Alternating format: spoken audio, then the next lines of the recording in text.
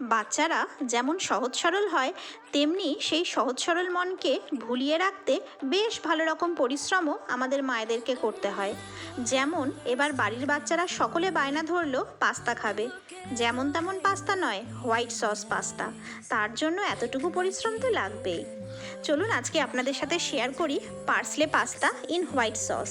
নুন ও সাদা তেল দেওয়া ফুটন্ত জলে পাস্তাগুলো সেদ্ধ করে নিতে হবে। হোয়াইট সস বানাতে হবে।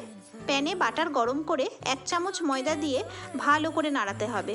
ময়দার কাঁচা গন্ধ চলে গেলে অল্প অল্প দুধ ঢেলে ভালো করে নাড়তে হবে, যাতে ময়দার কোনো লাম্পস বা ডেলা না থাকে।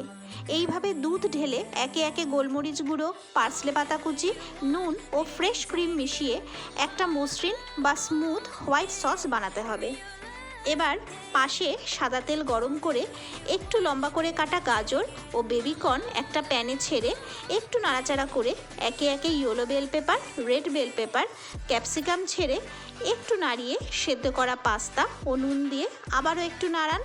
তারপর গোলমরিচ গুঁড়ো ও পার্সলে পাতা কুচি দিয়ে সামান্য নাড়িয়ে হোয়াইট সস দিয়ে হালকা হাতে নাড়িয়ে চাড়িয়ে নামিয়ে নিলেই রেডি হোয়াইট সস পাস্তা।